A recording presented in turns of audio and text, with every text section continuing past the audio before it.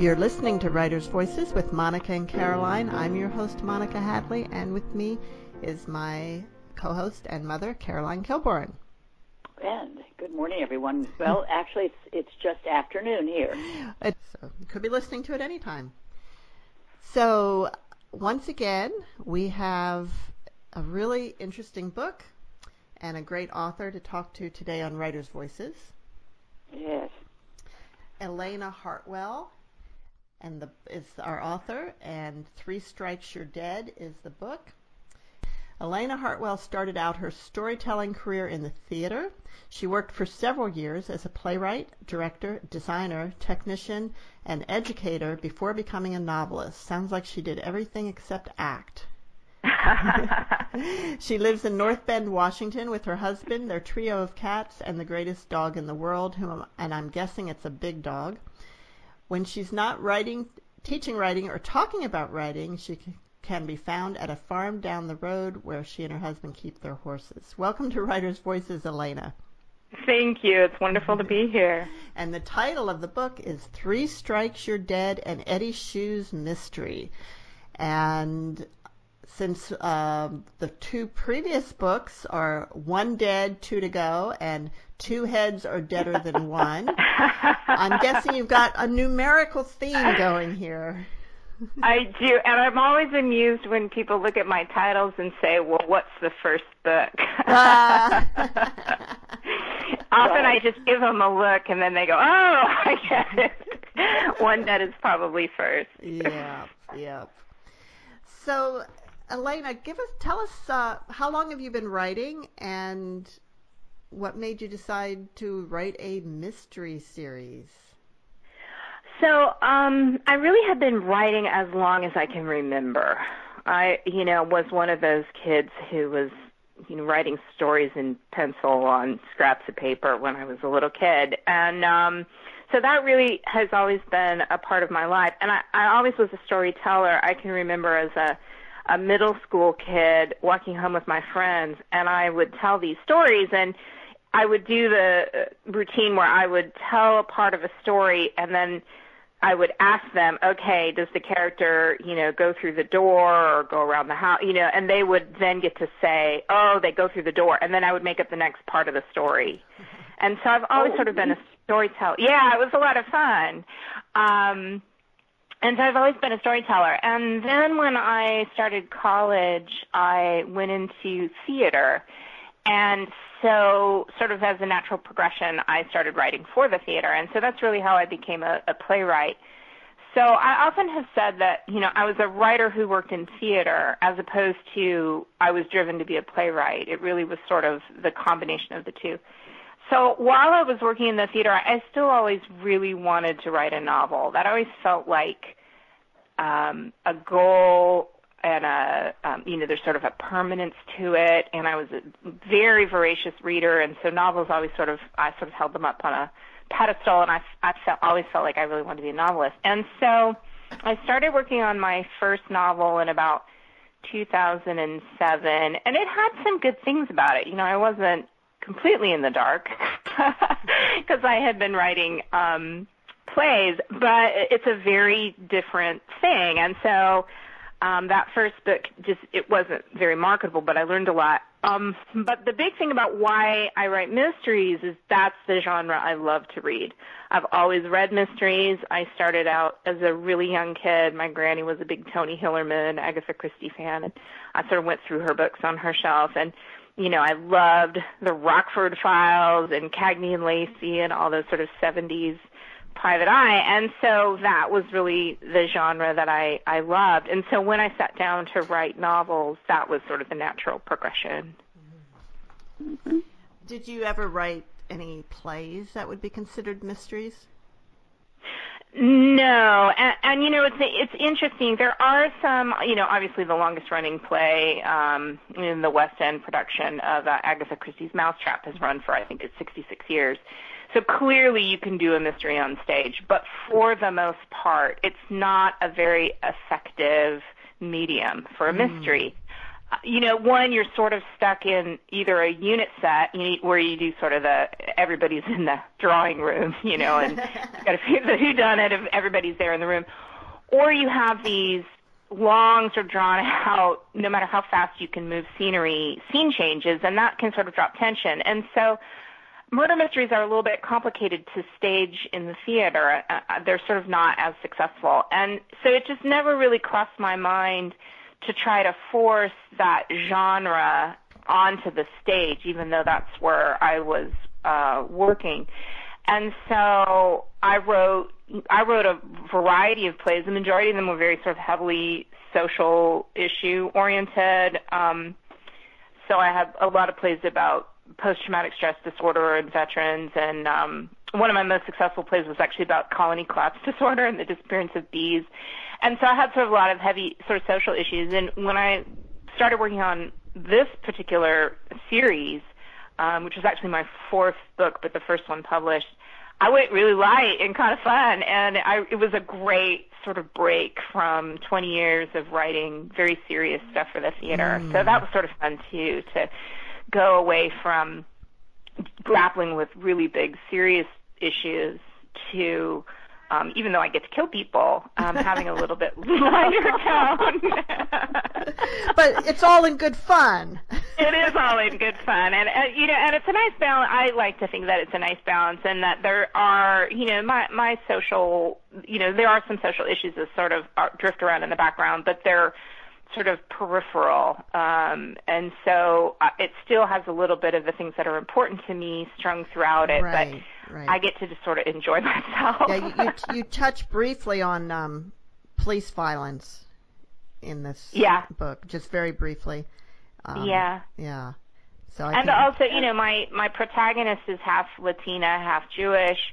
There's some issues around, immigration and how we view people, but they are, again, it's not in the forefront. And so it's just sort of touched on. I sort of feel like, especially with this series, which is lighter, I like to sort of prompt people into thinking about things and realizing that there are people behind issues. So wherever you stand on an issue, you aren't just talking about a political stance. You're talking about individuals and their lives and an impact on real people. And my hope is that by creating characters that feel real, people are now invested in that there's individuals behind some of these things that we're looking at.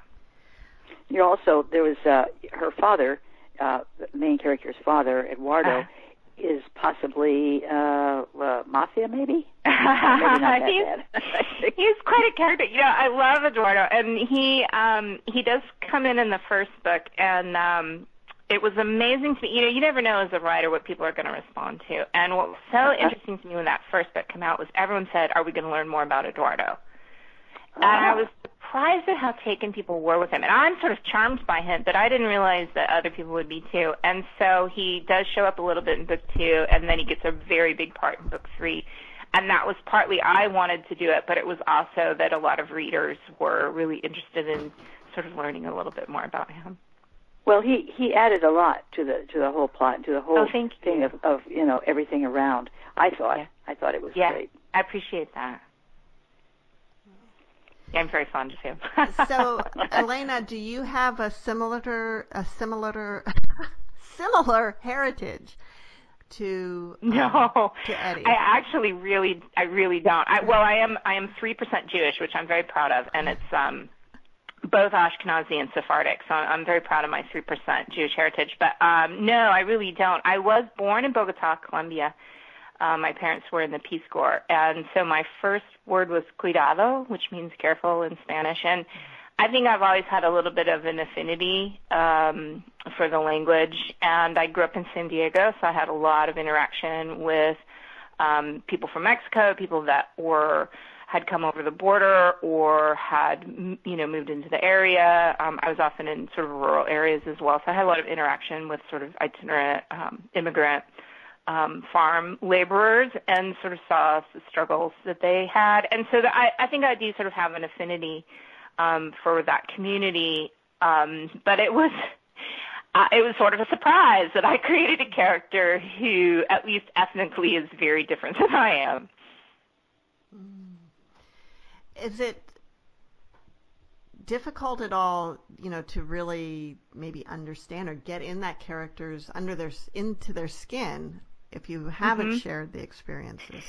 Yeah, I think it's a really challenging question, and I think it's one that as a white writer, it's always sort of a question, I think, for those of us that are writing from a place of, a very different sort of cultural experience. So the things that I do to try to be sort of thoughtful and sensitive now that this is the characters that I've created is, one, I'm white. I don't know what it is to be brown or black in this culture, but I do know what it is to be a woman. I do understand what prejudice looks like. I do understand when you're judged by a physical component and, expectations about how smart I am or how capable I am. So I do understand those kinds of issues.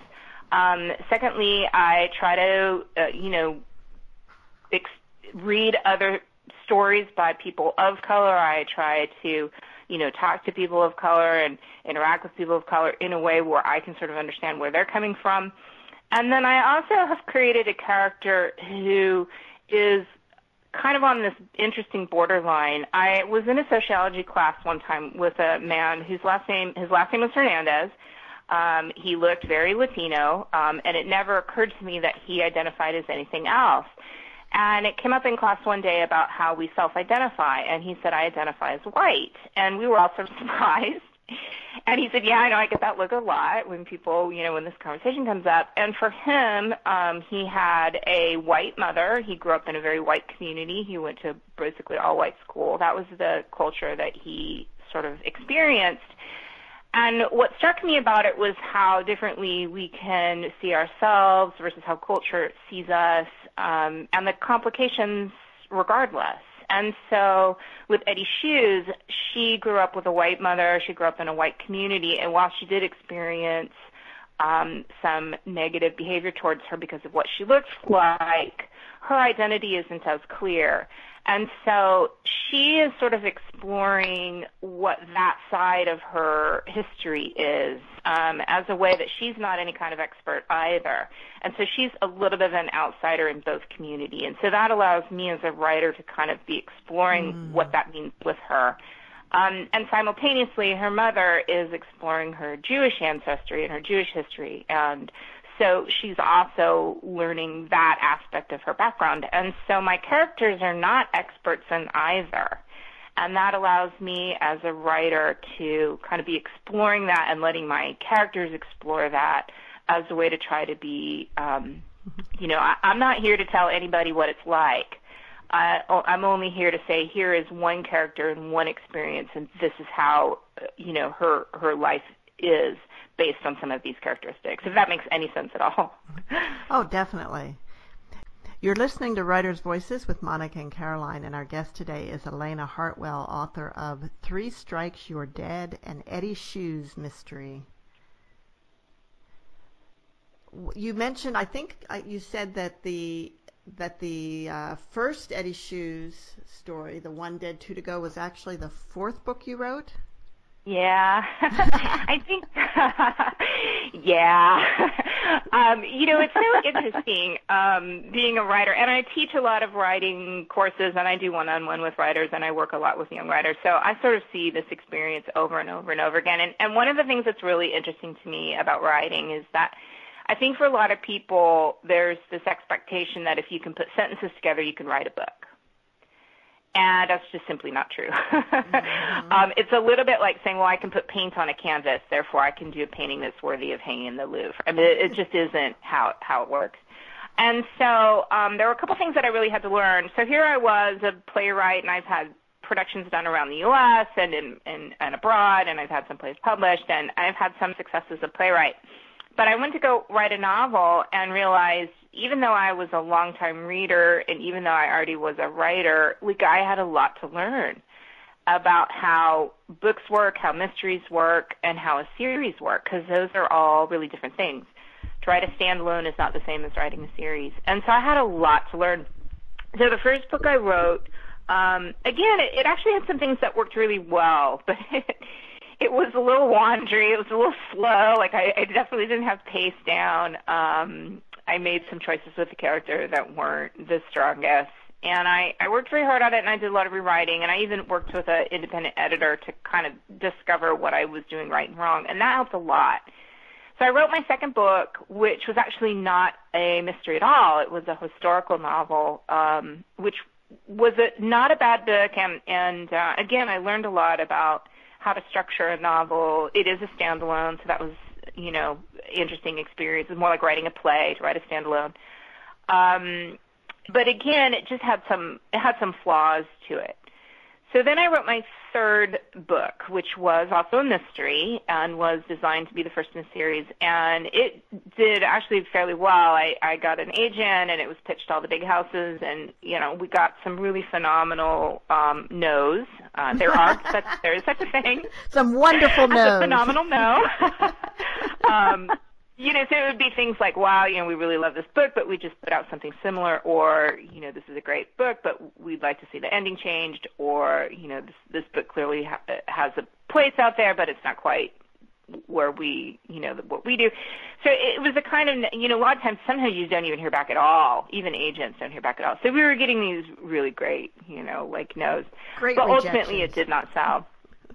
And so while that was going on, I wrote this book. I wrote the first Eddie Shoes, and then that went as a 3-book series. So, I think all of us have books in drawers. I know some really well-known, successful authors who wrote, even 10 and 11 books before the first one sold.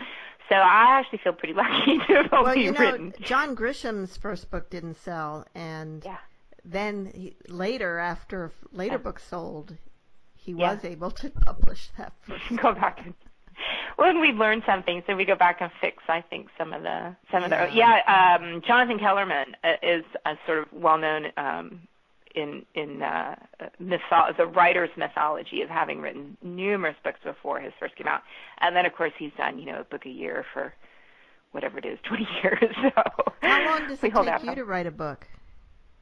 I can write a book in a year. I'm not sure that's the best schedule for me. I think I would love to do more like one every 18 months. Okay. I can do a book in a year. Did I lose you? Oops. Oh, there we go.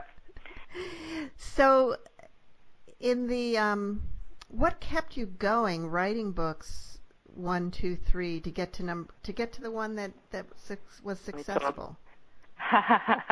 It's so funny that you asked that, because I just started reading a book yesterday that is about overcoming injuries if you're an athlete. It's called The Champion's Comeback. And I was thinking as I was reading it how incredibly applicable that is to being a writer.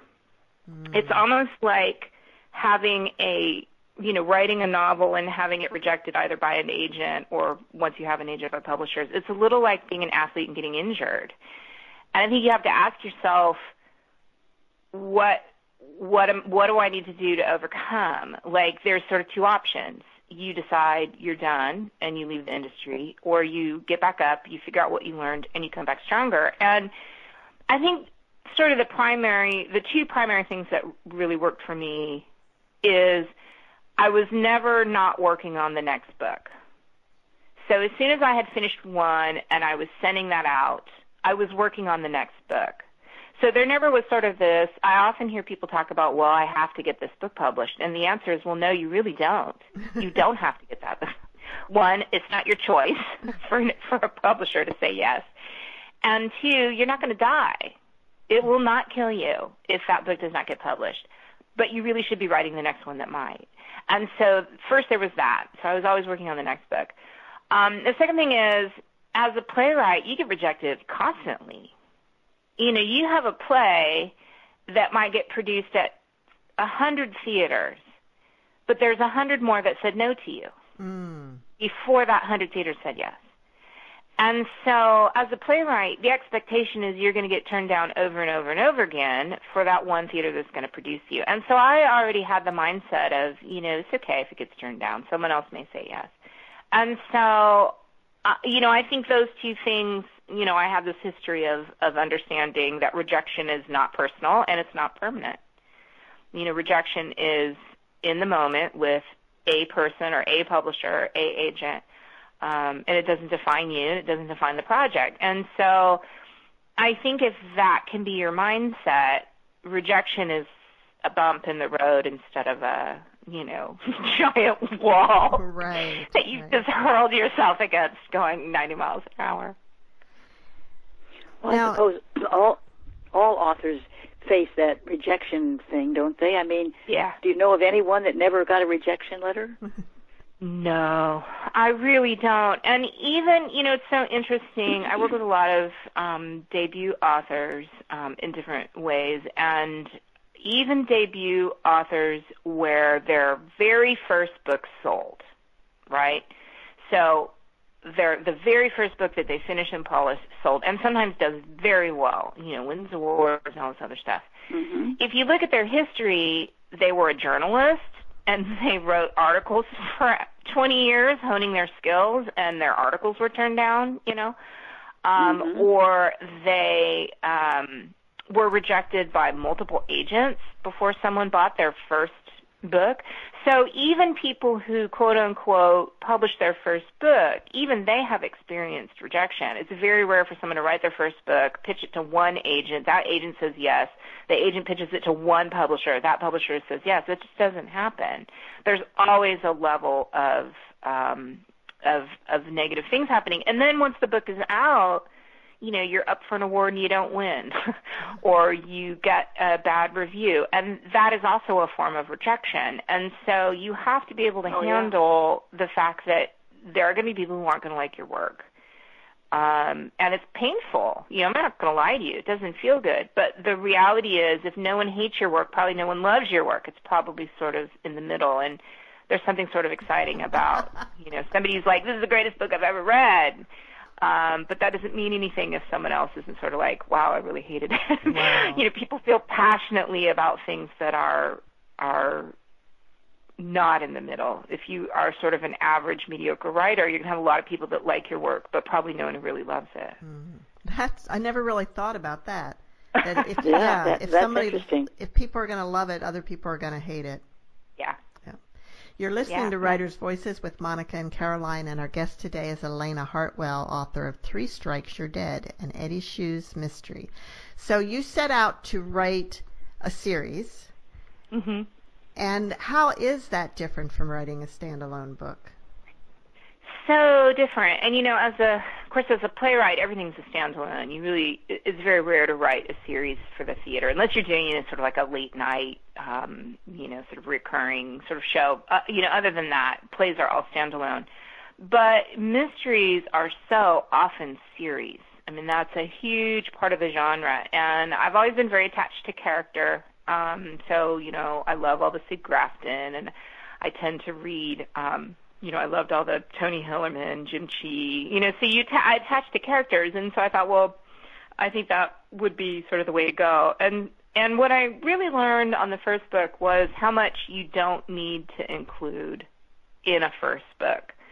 So the stuff that you can let unfold. One of the questions that gets asked or is brought up by my series is my character, Eddie Shoes, has had a previous relationship with a man, her ex is a homicide detective who moves to Bellingham where she lives. And so there's the question of will they rekindle their relationship? And, of course, we all know if the relationship kindles, that's sort of the end of things. Right? I mean, it's the spark that drives us. And so, for example, in dealing with just that one issue of don't they get back together again, okay, I have to really be thoughtful about it has to be enough growth that people stay engaged, but not so much that it answers the question, because at that point we're no longer wondering what happens.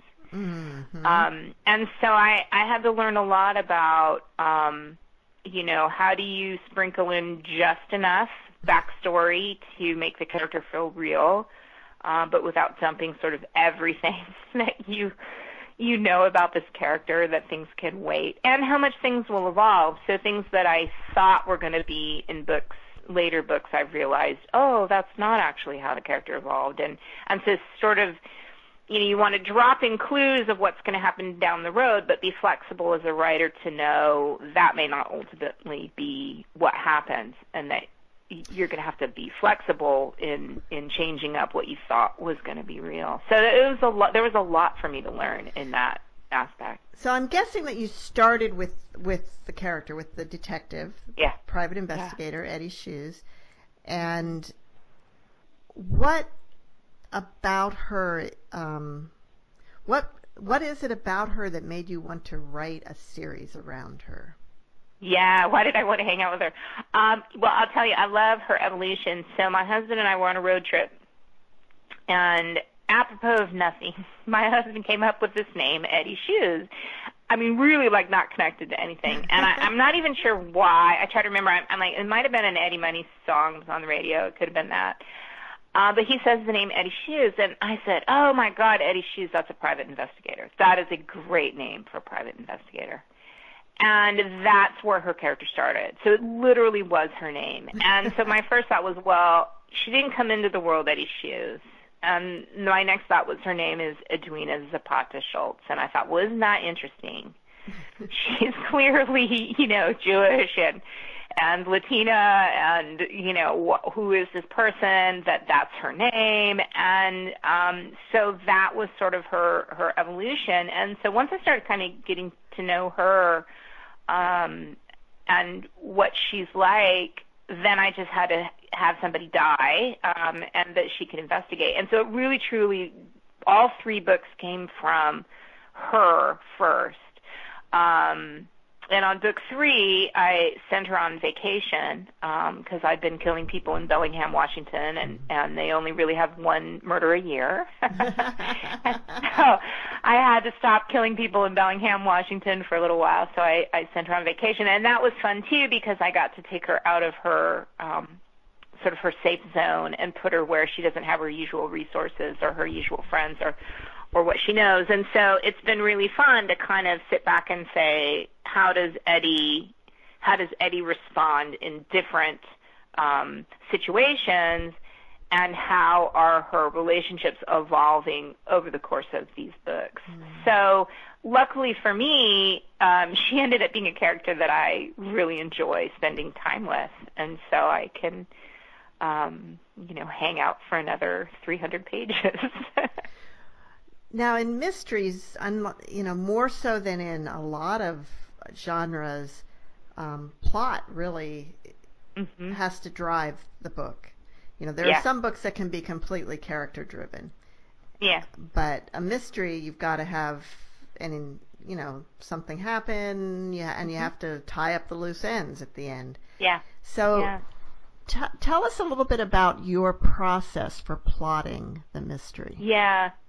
Yeah, I've been thinking about this a lot. I often teach structure classes with people, and so these kinds of questions are always something I'm sort of grappling with, not just as a writer, but as a teacher, and how do I sort of verbalize it or present it for people. And one of the things that I think we forget is that plot and character in a novel are inextricably linked. You don't have one without the other, because character is revealed to us by how they react in any given situation. That's how we understand character.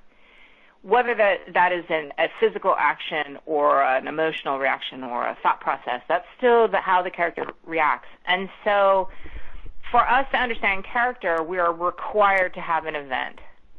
And all a plot is a series of events strung together. And they are a series of events which are required and impacted by what happened before. And so those two things can't happen in isolation. And so while I totally agree with the premise that some of us sort of start from character and some of us sort of start from story, I mean, that's really true, and I've seen that over and over again. Once we have our starting place, the other two have to come together hand in hand. And so whether it's sorting out the events and seeing how the character responds, or knowing the character and seeing what events they go into, the end product is going to be the same. That what we're looking at is a series of events that are getting more and more important with higher and higher stakes, and the characters reacting in a specific way. And what we want to see in a mystery, in any genre, but in a mystery, is what gets uncovered, how do we solve that crime, and why does it matter to us? How does the dangers get greater? And I would argue that even if you looked at a genre that's not a mystery, maybe something literary, that's slower moving and slower paced and doesn't have that sort of sense of action, that underlying that, you're still really looking at event to event to event. It's just they may be more of a psychological event, or the stakes may not be life and death, but that on some level those things are still happening, just at a slightly varying degree. Does that make sense? When you start writing, do you know who done it and why? I actually, with the second book, I got to the end of the first draft and realized that I had, one, killed the wrong person, and two, the wrong person had done it. So I really had to go back. And so the story was sort of the same, but, who had committed the crime was sort of different. So I sort of do. I'm a very organic writer. I tend to know where it starts and where it ends. And so what's fun for me is to figure out all of those little steps in between. Because there's so many different ways to go. I always talk about writing a book as being like a map. And I'm starting in Los Angeles and I'm ending in New York. And I know LA and I know New York. And so there's no question for me about LA and New York. But all the different routes that you could take is where the excitement comes from. And that's why I call that organic, an organic writer. And sometimes you get part way and you realize, oh, I should not have gone through Chicago. I should have gone through Nashville. And you have to go back, retrace your steps, and change the route. For people who are more, what we call a plotter, a person who outlines, they're actually doing the exact same thing. But instead of getting in the car and starting the drive and making changes as they go, they're at home with the map and they're figuring out all the steps that they want to take and erasing bad choices and making new ones, and they've got their map all plotted out, and then they get in the car and start to drive. We all start in LA and end up in New York. It seems like your way's more fun and the other way's more efficient. I think that's a really good assessment. And Lee Child once said, and I love this. Lee was asked, if he was if he outlined, and he said, no, that would take out the excitement of sitting down every morning and finding out what happens next. Mm-hmm. And I'm like, hey, if it works for Lee Child, I'm good with my process. Well, so, Elena, why don't you read? Oh, Mom, go ahead. No, I was going to ask her if she had talked to other mystery writers and if they know the endings when they start.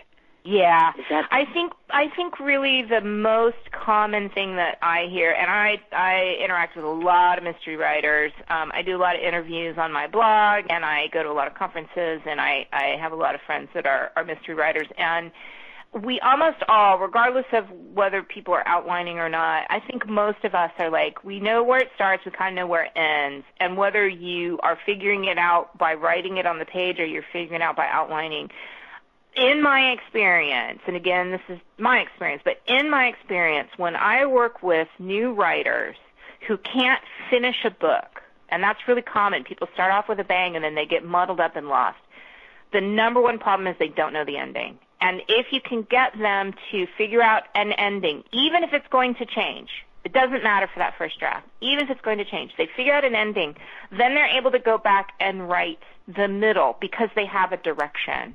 It's a little bit like, there's that theory that the human mind does best with 7 things, right? Like phone numbers are easy to remember because you can do 7. You can't do more than that. Oh. And that when we have too many choices in front of us, we stall out. We like 3 options. We don't want 20. And I think what happens for writers is they start off this great story and they get kind of in the middle, and then there are so many directions that they can go, they absolutely freeze and stop. Mm-hmm. And if you know the ending, then that limits the ways that you can get there, and that can get you focused in and honed in and allow you to finish that first draft. So yeah, I think the majority of us definitely know the ending. I think that's very wise. I can definitely see that in my own experience too. Yeah. Well, and to go back to the car analogy, it would be like saying, okay, you're in LA, off you go. Okay. Where am I heading? Well, that's up to you. Well, that's a terrible way to start a road trip. You know, Yeah. Even if you're going to have a lot of options, like, are you going to even if it's just, okay, head to the East Coast, you know, as opposed to, you know, head to Canada. So, Right. so I think that you need to have some semblance of an ending. And at some point you have to narrow it down too. Yeah. I mean, it really is all about making choices. The other thing I see with writers, a really common error in an early draft, is they get stuck with, well, I can't go on until this chapter's perfect. I can't go on until this chapter's perfect. And I will say to them, well, you don't know how the book ends, so how can the opening chapter be perfect? That's impossible. So the fact that you are rewriting chapter 1 over and over and over again to make it perfect is why you will never, ever, ever finish this book. You will never finish this book. You are right. So I hope so, because I've told a lot of people that. Well, Elena, why don't you read a little bit from the opening of Three Strikes You're Dead? I would love to. So I'm just going to start right off at chapter 1. As a private investigator, I often deal with the misery of others. And while that's way better than dealing with my own misery, I was still looking forward to a few relaxing days surrounded by the beauty of the Cascade Mountains. My plan was to worry about nothing more serious than whether to have a latte or a cocktail in the late afternoon. Besides my clients and the attention they required, the circle of people in my life were demanding more and more of my time.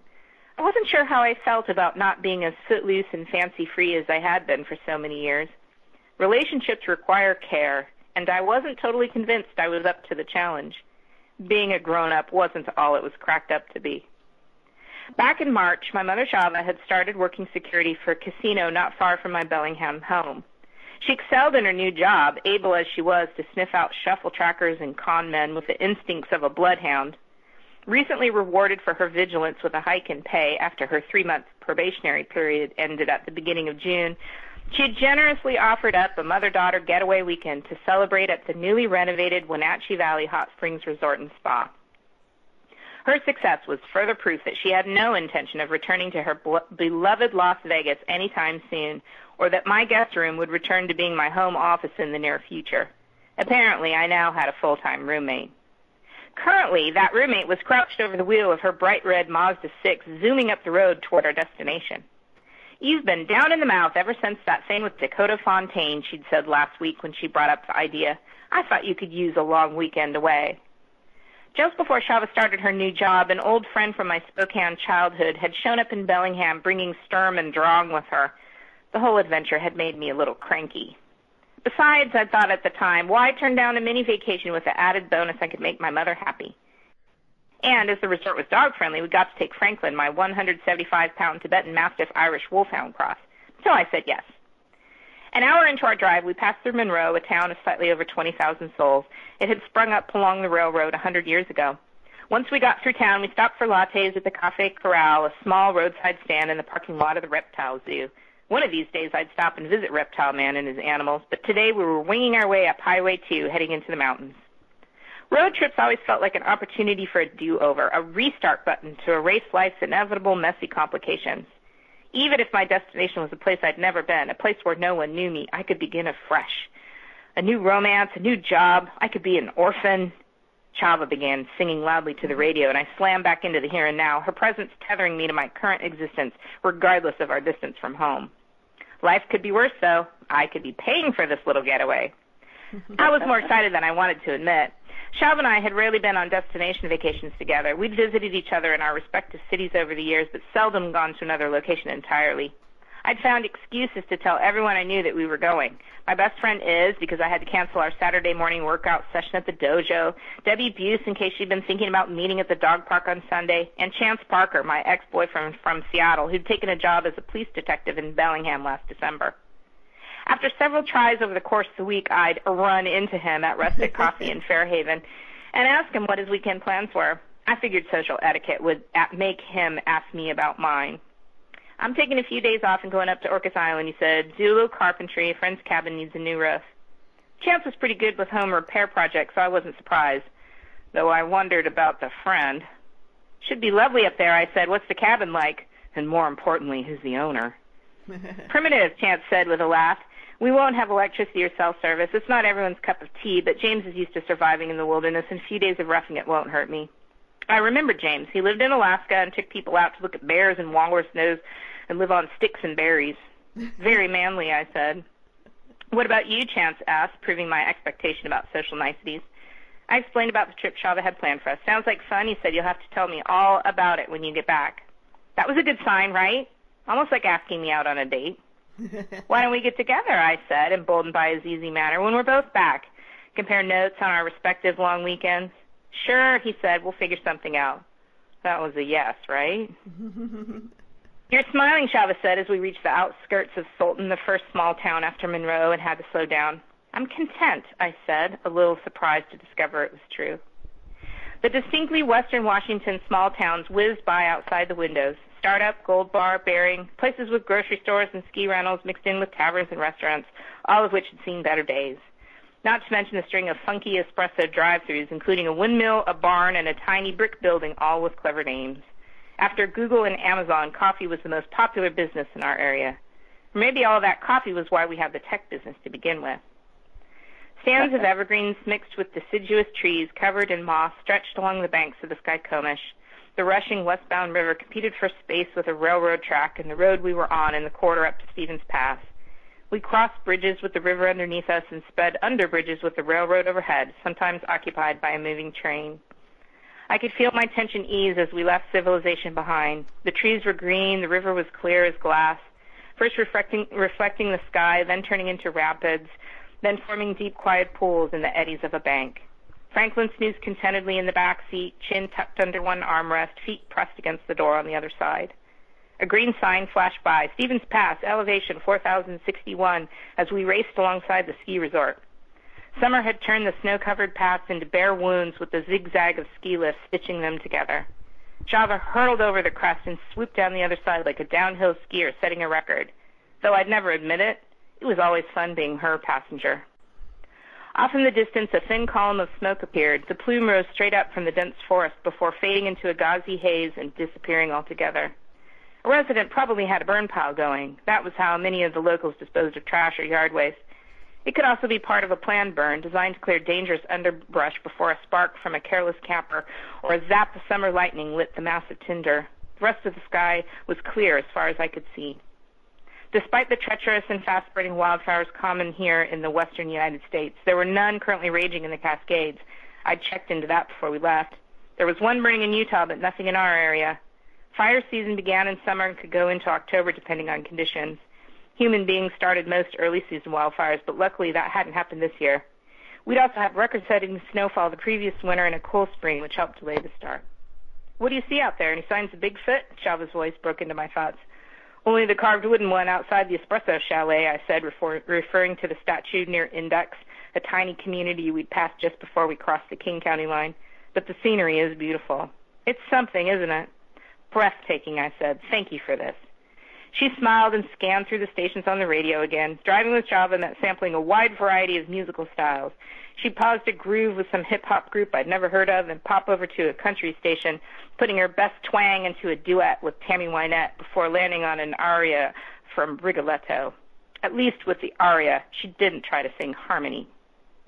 I began to hum along with the melody of an old Eagles tune. It was going to be a perfect getaway. What could possibly go wrong? And we shall soon find out.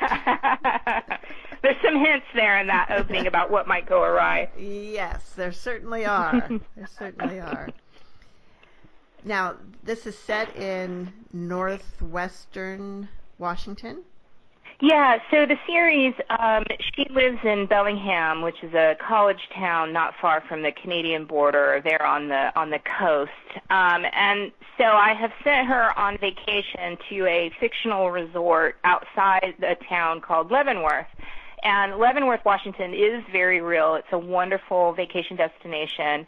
It's a lot like Solvang, California, or New Glarus, Wisconsin, in that it is built as it was rebuilt as a Bavarian sort of alpine community. So back in I think it's the 1960s, they weren't having a lot of luck. Timber industry was going down and all that. And so they decided, hey, let's make this into a Bavarian community. And they rebuilt buildings, and it's all very quaint. And, they have like big light ceremonies around the holidays. And you can go and have great brats and beer. And it's, what I really like about Leavenworth is it manages to be cute without being cutesy. You know what I mean? Like, it's charming and lovely. It's not overwhelming and tacky. It's just adorable community, and flowers everywhere, and it's just really charming. And so it was kind of fun to juxtapose a murder against that sort of light, vacation kind of area. And of course, you're very familiar with the locations for this series.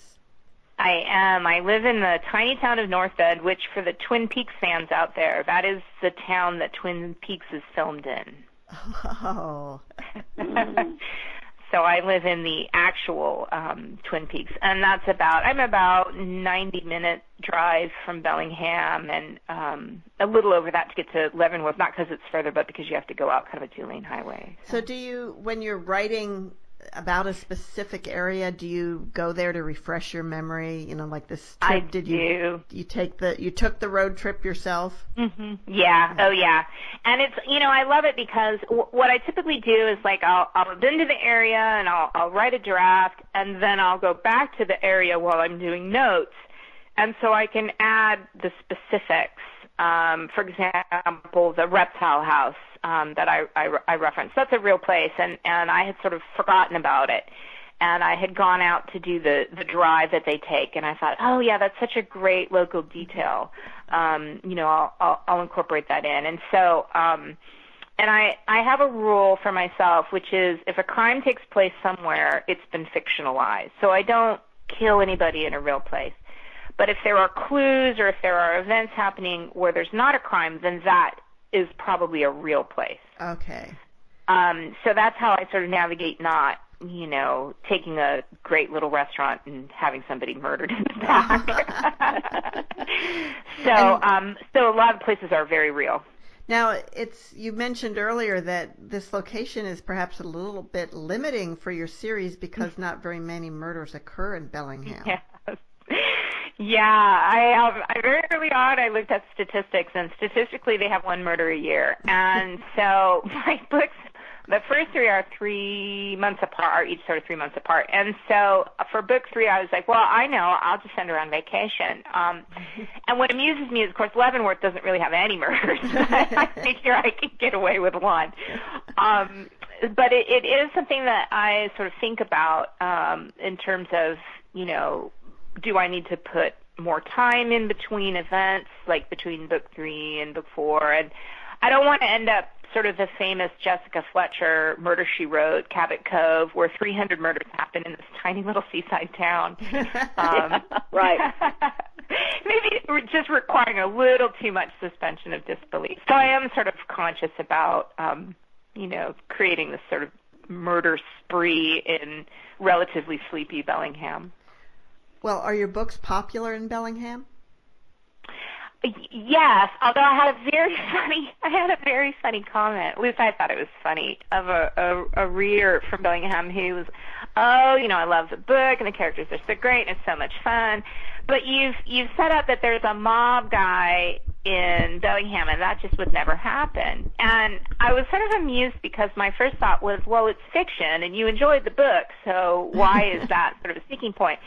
And my second part was, anytime you have a casino, there's always sort of a question that there could be something going on untoward going on. And so it was a very funny, but it also was sort of that remembrance of, when people know an area, and I get a lot of comments about, oh, I love how accurate you are, and I knew exactly where this took place, and this is, I've been there, and so people will really respond to how accurate I am and those details that I include. But simultaneously, that is also the same group of people that are going to say, hey, wait a minute, that wouldn't happen here, or that doesn't quite work here. And so it's one of those funny sort of catch-22s of, it is fiction, so we can't be totally accurate. If we relayed how crime investigations take place by the police, you would never ever read a police procedural. It's incredibly slow. It takes months and years, But some of our favorite mysteries are these police procedurals where things happen at this really sort of sped up pace, and you just have to accept it because it's fiction. What makes the story exciting and good. And so I'm okay with accepting that I kill a few too many people in Bellingham, and I may have brought the mob in for book one. So. Now, I didn't know there was a casino is in Bellingham. Is gambling legal in Washington State? Well, in Washington State, anytime you're on a Indian reservation, you can have a casino. Yeah, we have that in Iowa too. Yeah. And then there also are a number that are not Native American, and actually it was sort of interesting when I was creating. So the casino that takes place that's in book one is a fictional version of an actual casino in the area. But I very deliberately chose to make it not on a Indian reservation because it didn't feel right to have a crime on an Indian reservation. It didn't quite fit the story I was telling. It would have brought in a different set of the authorities would have been different because it would have been on a reservation as opposed to being out. Right. And so in Washington State, there are a number of casinos that are actually not on Indian reservations. We have a little bit of both. We have a mix of both. But we do have a fair number of casinos because we have a fairly strong population of Native American communities. Very interesting. Yeah. Now, the Eddie and her mother seem like they're working together. Will this continue? Well, first of all, are there more books planned in the series? And yes. Will the two of them continue working together to solve mysteries? Yeah, they certainly are. I like to say I think I have the only mother-daughter crime-fighting duo in the mystery genre, and I love that. I do. I love it. I love their dynamic. And, we have seen in the past, we've seen fathers and sons, and so I think there's something really fitting about letting mother and daughter take center stage. They do, and what's interesting, one of the things that's interesting to me, people often ask, how much is Chava like my mother? And, the answer is that she's really nothing like her. But what the model is my mom and I have this very close relationship. We're very good friends. We travel together. She reads all my stuff before anyone else does. And so we have this great relationship. And so Shava and Eddie are learning that they can have that too. So they're sort of on the journey to become like my mother and I are. So my mom and I are kind of the model for me of what a really strong mother-daughter relationship can be as adults. And Shava and Eddie are figuring out what that means. And so that's sort of the correlation between me and my mom and Eddie. But I always say, well, my mom doesn't play poker. She was never kicked out of Vegas, doesn't smoke, and doesn't know anyone in the mob. Other than that. Other than that, she's your mom. She's exactly like the characters of the book. Yeah. Now, mysteries, there's several subgenres to mysteries. Mm-hmm. And which one does yours fit in, or does it straddle a couple of them? That is a great question, and I think an important one. I write private eye, and that is a subgenre. We tend to think of it a little bit more, well, oftentimes people think, hard-boiled or noir, and that's not quite what this is. But if you think about Sue Grafton, A is for alibi, B is for burglar, and her character, Kinsey Milne. My books absolutely fit into her, the same sort of category. A lot like Janet Ivanovich, whose character is a bounty hunter, but she's, funny, a little bit lighter. There's, crimes are happening, but it's not sort of gory or dark. So that is very much the genre I fit in. But I have a lot of crossover with what are called cozy mysteries. And cozy mysteries, the reason mine is not a cozy is my character is a professional. And cozy requires an amateur sleuth. But there are some other characteristics that I share. First off, Java, because she participates, is an amateur, and so she has a little bit of that crossover.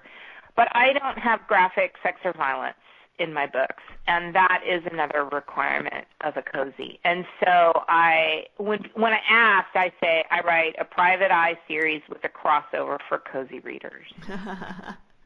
Very good. How did it get the name Cozy? I think, and don't quote me on this, but I think it came from tea cozy.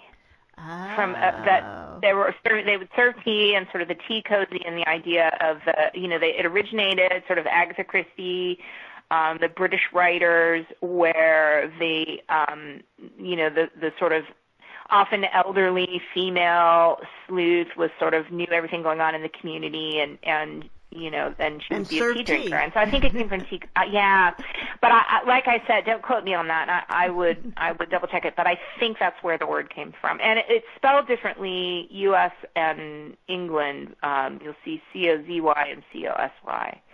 But I think that's where that came from. So how many more Eddie Shue mysteries should we look forward to? I could tell you, but I'd have to kill you. I'm just kidding there. I will just say that I'm working on book 4. Great. All right. Great. And do you find, that the work of promoting your current books, does that distract from the writing of the next one, or does it motivate you more? Oh, you have just asked the $64,000 question, the topic that all writers, we all cringe. Promotion and marketing is really hard. It's a different skill set. It's not what most of us are good at. It's a challenge. We all vary in sort of how good we are at it, what we're comfortable with, what we're able to do, and the time. And so for me, I love doing public stuff. I love doing interviews. I love doing workshops and panels and interacting with readers. Like, I'm good at that. I'm not shy. So those things are easy for me, whereas a lot of writers, that's right. Very difficult. Yeah. A real shy person, that is a challenge. So I'm lucky in that part is easy. I'm not great with social media. I have to sort of, I'm always researching. Now, how does a hashtag work? I have a brilliant niece who is the perfect age, and she sat down and actually went through how to use Instagram with me, which was sort of huge because I was not doing it right, So I'm lucky. I'm lucky to have some people to sort of help me with that. But yeah, that is definitely a challenge. It is, you had asked if it helps sort of motivate you. It does, in the sense that I think most writers are really aware of our own responsibility for promoting our work. Gone are the days where you got in with a big publisher and they would send you on the book tour and really promote your book. And yes, it still happens. And no, it didn't always happen for every writer, but I think that was sort of much more of the norm. Well, Elena, we are unfortunately out of time. It's been such a pleasure talking to you today. And it has been a delight. And Mom, do you have some final words of wisdom for us? Well, this mystery is interesting. It's not normal, but normal is an illusion. What is normal to the spider is chaos to the fly. Yeah. Well, thank you so much, and see you all next week on Writers' Voices. Thank you.